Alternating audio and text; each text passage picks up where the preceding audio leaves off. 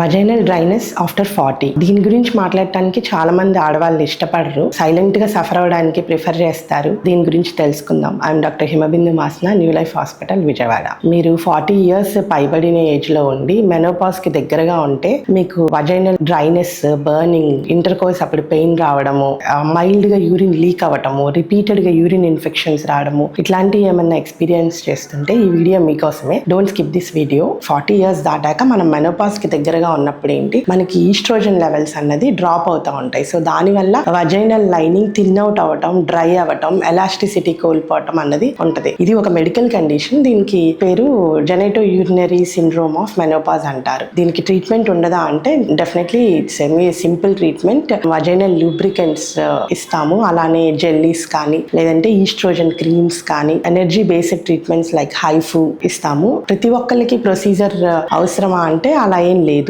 మనకి ఎగ్జామినేషన్ చేసినప్పుడు సివియారిటీని బట్టి ట్రీట్మెంట్ అన్నది ఉంటుంది. So definitely silent suffering is not the answer. Please get evaluated. Thank you.